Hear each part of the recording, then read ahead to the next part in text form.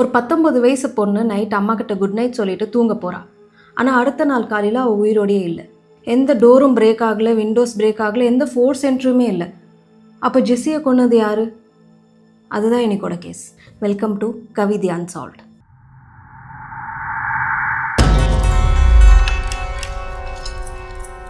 ஜெஸ்ஸி பிளாட்ஜெட் வந்து அட்லாண்டா ஜார்ஜியாவில் 1994 பிறந்தார். ஜெஸ்ஸி சின்ன வயசுலேருந்தே ஒரு பிரைட்டான ஸ்டூடெண்ட்னா ஸ்டடீஸில் மட்டும் கிடையாது, சிங்கிங், டான்ஸிங், ட்ராமா, பர்ஃபார்மிங்ன்ட்டு எல்லாத்துலேயுமே ஒரு மல்டி டேலண்டடான ஒரு கிட் தான் ஜெஸ்ஸி.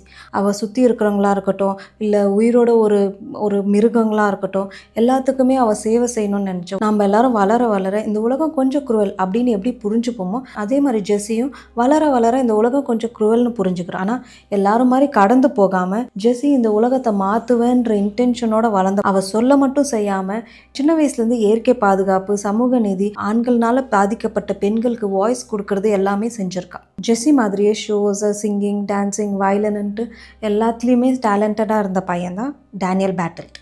ஜெஸ்ஸியும் டேனியலும் ஹை ஸ்கூலில் தான் மீட் பண்ணுறாங்க. ஹை ஸ்கூலில் மீட் பண்ணதும் ரெண்டு பேரும் இன்ட்ரெஸ்ட்டும் ஒரே மாதிரி இருந்ததுனால ரெண்டு பேரும் லவ் ரிலேஷன்ஷிப்பில் இருக்காங்க. பட் 4 months கழிச்சு டேனியல் என்ன டிசைட் பண்ணுறான்னா, இது நம்மளுக்கு லவ் செட் ஆகலை, நம்ம ஒரு நல்ல ஃப்ரெண்ட்ஸாக இருக்கலாம் அப்படி ரெண்டு பேரும் பேசி டிசைட் பண்ணி ரெண்டு பேரும் ரொம்ப நல்ல க்ளோஸ் ஃப்ரெண்ட்ஸாக இருந்திருக்காங்க. அவங்க ரெண்டு பேருமே எல்லா கிளாஸ்லையுமே பக்கத்தில் உட்காந்து தான் படிச்சிருக்காங்க ஹை ஸ்கூல் மொத்தமாக. அப்புறம் காலேஜுக்கு வந்து டேனியல் வேறு ஊருக்கு படிக்க போகிறான். பட் ஜெஸ்ஸி வந்து அதே ஊர்லேயே அவளோட அகாடமிக்கும் படிச்சுக்கிட்டு மியூசிக் கோர்ஸும் பண்ணிட்டு இருக்கா.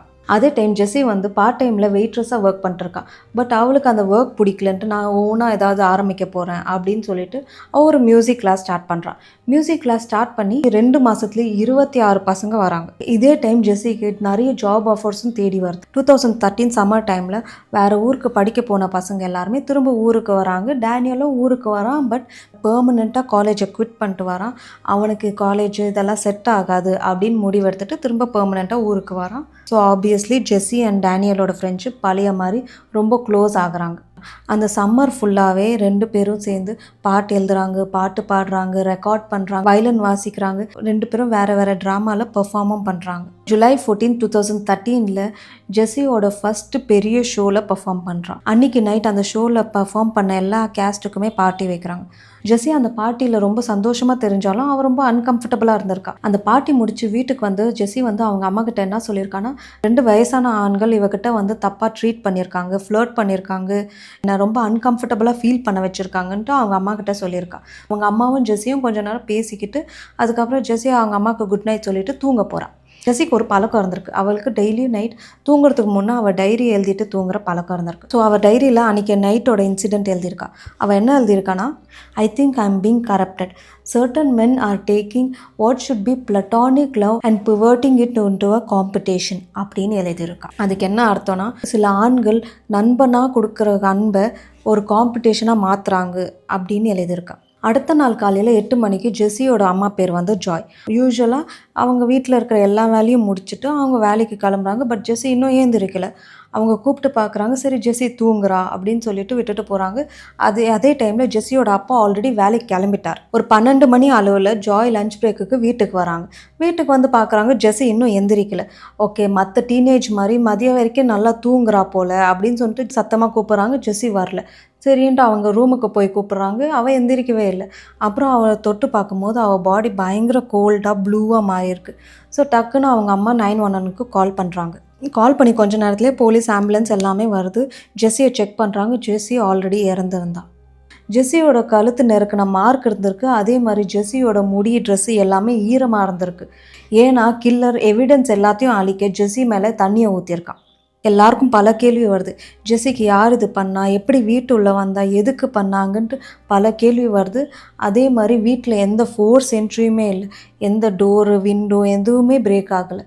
ஸோ போலீஸ் என்ன கன்ஃபார்ம் பண்ணுறாங்கன்னா, இது ஜெஸ்ஸிக்கு தெரிஞ்ச ஒரு ஆள் தான் பண்ணியிருக்கணும்னு கன்ஃபார்ம் பண்ணுறாங்க. போலீஸ் ஜாய் கிட்ட போய் நீங்கள் யாரையாவது சந்தேகப்படுறீங்களா அப்படின்னு கேட்குறாங்க. ஜாய் முதல்ல இல்லைன்னு சொல்கிறாங்க. அதுக்கப்புறம் ஜாய்க்கு என்ன ஞாபகம் வருதுன்னா, லாஸ்ட் நைட் அவங்க பொண்ணு சொன்ன அந்த 2 மேல் மேலே சந்தேகம் வருது. ஸோ போலீஸ் அவங்க 2 பேரையும் கூப்பிட்றாங்க. ஒரு 2 மணி நேரம் இன்வெஸ்டிகேட் பண்ணுறாங்க. இன்வெஸ்டிகேஷன் அப்புறம் அவங்க கில்லர் கிடையாதுன்னு கன்ஃபார்ம் பண்ணி அவங்கள ரிலீஸ் பண்ணுறாங்க. ஜெஸ்ஸி டவுனில் போலீஸ் விசாரிக்கிற அதே நேரம் பக்கத்து டவுனில் ஜெஸ்ஸியோட கில்லரை தான் ஃபோக்கஸ் பண்ணிட்டுருந்தாங்க. பட் ஜெஸ்ஸி கேஸுக்கு கிடையாது. ஜெஸ்ஸி மர்டர் ஆகிறதுக்கு 3 நாளைக்கு முன்னே பக்கத்து டவுனில் மெலிசான்ற ஒரு பொண்ணு அவள் நாய்க்குட்டி கூட்டிகிட்டு பார்க்கில் வாக்கிங் போய்கிட்டு இருக்கா. வாக்கிங் போய்கிட்டு இருக்கும்போது பின்னாடியிலேருந்து யாரோ அவளை கீழே தள்ளி அவளை கத்தியில் குத்த வரான். மெலிசா வந்து ஒரு அத்லெட்டிக், ரொம்ப ஸ்ட்ராங்காக இருந்திருக்காங்க. அந்த அட்டாக்கர் மெலிசாவை குத்த வரும்போது அந்த கத்தியோட பிளேடை மெலிசா வந்து டைட்டாக பிடிச்சிருக்காங்க. இது கொஞ்சம் கூட எதிர்பார்க்காத அட்டாக்கர் பயந்துட்டு மெலிசாக்கிட்டே நான் போட்டுமான்னு கேட்டவுடனே மெலிசா போன்னு சொல்லியிருக்காங்க. அட்டாக்கர் வந்து எந்திரிச்சு ஓடி இருக்கான். மெலிசா நேராக ஹாஸ்பிட்டல் போயிட்டு போலீஸை வர சொல்லியிருக்காங்க. போலீஸ் வந்த உடனே மெலிசா அட்டாக்கர் பற்றி எல்லா டீட்டெயிலுமே சொல்கிறாங்க. அந்த அட்டாக்கர் ஒரு ஒயிட் மேல், 18லேருந்து 20 வயசு இருக்கும். ஹைட் வந்து 6.2 ஃபீட் இருப்பாங்க.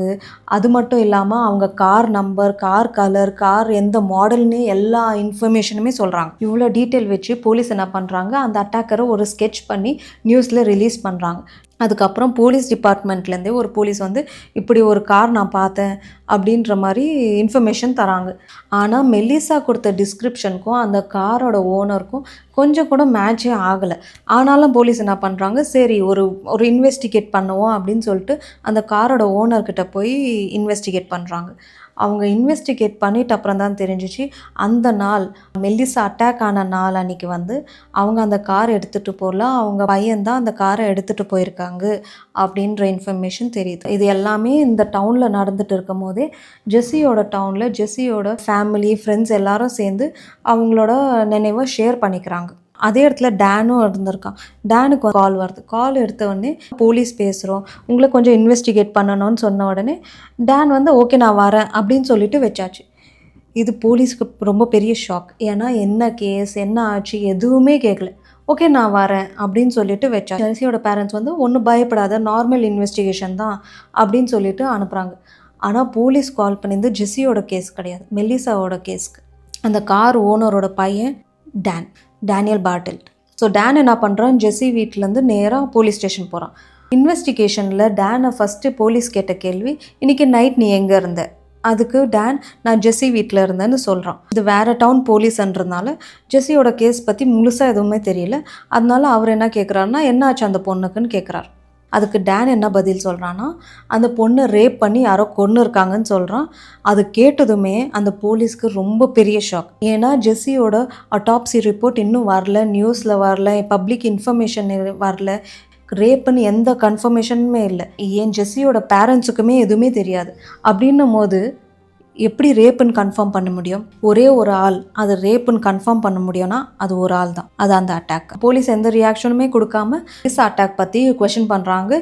கேட்ட உடனே டேன் வந்து இல்லை நான் பண்ணலைன்ட்டு போய் சொல்கிறான். ஆனால் அந்த டிடெக்டிவ் வந்து டேனோட கையில் காயங்களை பார்க்குறாங்க. எப்படி ஆச்சு அந்த காயம்னு கேட்டோடனே டேனை ஸ்க்ரூவில் குத்திக்கிட்டேன் அப்படின்னு போய் சொல்கிறான். ஆனால் டேனுக்கு தெரியாது போலீஸ் ஆல்ரெடி அவனை பற்றி இன்வெஸ்டிகேட் பண்ணியிருக்காங்கன்ட்டு. டேனுக்கு வேலையே இல்லைன்ட்டு போலீஸ்க்கு தெரியும். ஸோ போலீஸ் சொல்கிறாங்க, பொய் சொல்லாது, வேலை இல்லைன்னு எனக்கு தெரியும்னு சொல்கிறாங்க. அதுக்கப்புறம் டேன் ஒத்துக்கிறான், ஆமாம் நான் தான் அட்டாக் பண்ணேன். ஆஃபீஸர் டேன் கிட்ட மெல்லிசாவை ஏன் அட்டாக் பண்ணேன்னு கேட்கும்போது டேன் கொடுத்த பதில் எல்லாரையும் ஆச்சரியப்படுத்திருச்சு. என்ன சொன்னான்னா, காலேஜ்லேருந்து குவிட் பண்ணிட்ட அப்புறம் லைஃபு, ஃப்யூச்சர் இது எல்லாத்தையும் பற்றி ரொம்ப பயமாக இருந்துச்சு, அதே பயத்தை இன்னொருத்தர் கொடுக்கணும்னு ட்ரை பண்ணேன் அப்படின்னு சொல்கிறான். டேன் தான் மெல்லிசாவை அட்டாக் பண்ணான்றது கன்ஃபார்ம் பண்ணுறதுக்காக போலீஸ் அந்த பார்க்குக்கு போய் ஃபுல்லாக செக் பண்ணியிருக்காங்க. செக் பண்ணியிருந்தால் அங்கே இருந்த டஸ்ட்பினில் டேன் பிளட் இருக்கிற ஒரு டேப் கிடைச்சிருக்கு. அதே டேப் டேனோட வீட்டில் பைப்லேயும் இருந்திருக்கு. மெல்லிசாவுமே டேனை பார்த்துட்டு அவன் தான் அட்டாக்கர்னு கன்ஃபார்ம் பண்ணுறாங்க. கஸ்டடியில் கூட்டிகிட்டு வராங்க. அப்போ தான் அந்த ஆஃபீஸருக்கு ஒரு விஷயம் ஞாபகம் வருது, ஜெஸ்ஸி பற்றி டேன் சொன்ன ரேப் டீட்டெயில். ஸோ அடுத்தது போலீஸ் என்ன பண்ணுறாங்க, ஆல்ரெடி டேனோட வீட்டை ஃபுல்லாக இன்வெஸ்டிகேட் பண்ணியிருந்தால டேனோட எலக்ட்ரிக்கல் ஐட்டம்ஸ் எல்லாத்தையுமே சீஸ் பண்ணுறாங்க. அதாவது லேப்டாப், ஃபோன் எல்லாத்தையுமே சீஸ் பண்ணுறாங்க. அது ஃபுல்லாக சர்ச் பண்ணுறாங்க. டேனோட கம்ப்யூட்டர் சீஸ் பண்ணும்போது போலீஸ் யாருமே எதிர்பார்க்கல இவ்வளோ டீட்டெயில்ஸ் கிடைக்கும். டேனோட கம்ப்யூட்டர் சர்ச் ஹிஸ்ட்ரியில் நிறைய சீரியல் கில்லர்ஸ், பான் வீடியோஸ், அதுவும் பாண்டாஜ் பான் வீடியோஸ்னால் ஒருத்தரை கட்டி போட்டு பாலியலில் ஈடுபடுறது தான் பாண்டாஜ் பான் வீடியோஸ். அது மட்டும் இல்லாமல் அவன் கம்ப்யூட்டரில் ஒரு ஸ்னஃப் மூவி இருந்திருக்கு. ஸ்னஃப் மூவினா இப்போது யாரோ ஒருத்தரை கொல்லப்படுற மாதிரி ஒரு மூவியை தான் ஸ்னஃப் மூவின்னுவாங்க. அதுவும் ஜெஸ்ஸி எப்படி கொல்லப்பட்டாலோ அதே மாதிரி அந்த மூவியில் ஒருத்தர் கொல்லப்படுறாங்க. ஸ்னஃப் மூவியில் என்ன இருந்திருக்குன்னா, ஒரு பொண்ணை ரேப் பண்ணி கழுத்து நெரிச்சு கொன்னுட்டு அவ பாடி ஃபுல்லாக தண்ணி ஊற்றி வாஷ் பண்ணுறாங்க எவிடன்ஸாக அழிக்க. ஜெஸ்ஸியை கண்டுபிடிக்கும் போது அவள் ட்ரெஸ்ஸு முடி எல்லாமே ஈரமாக இருந்துச்சு. அதே மாதிரி கழுத்து நெருக்கின மார்க்ஸுமே இருந்துச்சு. ஜெஸ்ஸியை பற்றி டேன் கிட்ட போலீஸ் கொஷின் கேட்க ஆரம்பிக்கிறாங்க. கொஷின் கேட்க ஆரம்பித்த உடனே டேன் ஃபுல்லாக அழுக ஆரம்பிக்கிறான். பட் ஒரு சொட்டு கண்ணீரும் வரல. அதை போலீஸுமே நோட்டீஸ் பண்ணுறாங்க.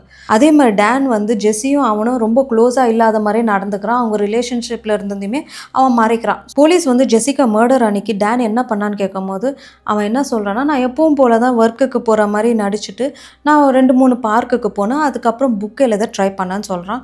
போலீஸ் இதை கேட்டவொடனே என்ன புக்குன்னு கேட்குறாங்க. இது ஒரு புக்கு கிடையாது, இது சீரீஸ் ஆஃப் புக். இதில் மெயின் கேரக்டர் பேர் வந்து ஜெசிகா. அவள் வந்து கடைசியில் மர்டர் ஆகிடுவா அப்படின்னு சொல்கிறான். இதை கேட்டதும் போலீஸ் இன்னும் சஸ்பீஷியஸ் ஆகி அவனை இன்னும் நிறைய கொஷின்ஸ் கேட்குறாங்க. எல்லாத்தையுமே டேன் இல்லைன்னு சொல்லி மறக்கிறான். கேள்வி கேட்க கேட்க டேனோட பிஹேவியர் சோகமாக ஒரு ரொம்ப கஷ்டப்படுற ஃப்ரெண்டு கேரக்டர்லேருந்து கோவமாக ஆர்கியூமெண்ட்டாக ஆகிற ஒரு கேரக்டராக மாறுறான். ஒரு கட்டத்தில் அவன் போலீஸ்கிட்ட, நீங்கள் என்னை ரொம்ப அன்கம்ஃபர்டபுளாக ஃபீல் பண்ண வைக்கிறீங்க, என்னை ஏதோ சஸ்பெக்ட் மாதிரி ட்ரீட் பண்ணுறீங்க, இதுக்கப்புறம் நீங்கள் எந்த கேள்வி கேட்டாலுமே நான் லாயர் இருந்தால் மட்டும்தான் பதில் சொல்வேன்னு ஸ்ட்ரிக்டாக சொல்கிறான். ஸோ அங்கே போலீஸ் கேள்வி கேட்குறத நிறுத்துறாங்க. ஆனால் போலீஸ்கிட்ட ஆல்ரெடி இன்வெஸ்டிகேஷனில் டேன் கொடுத்த டீட்டெயில்ஸ் எல்லாம் வச்சுக்கிட்டு அந்த பார்க்குக்கு போய் சிசிடிவி ஃபுல்லாக செக் பண்ணுறாங்க. செக் பண்ணியதில் 10 மணிக்கிட்ட டேன் அந்த பார்க்கில் தான் இருந்திருக்கான்னு கன்ஃபார்ம் ஆகுது. ஸோ அந்த நேரத்தில் அவன் ஜெஸ்ஸி வீட்டில் இருந்திருக்க வாய்ப்பு இல்லைன்னு கன்ஃபார்ம் ஆகுது. ஆனால் அது ராத்திரிக்கு பதில் கிடையாது. ஏன்னா ஜெஸ்ஸி மர்டர் ஆனது அன்னைக்கு நைட், முன்ன நாள் நைட்.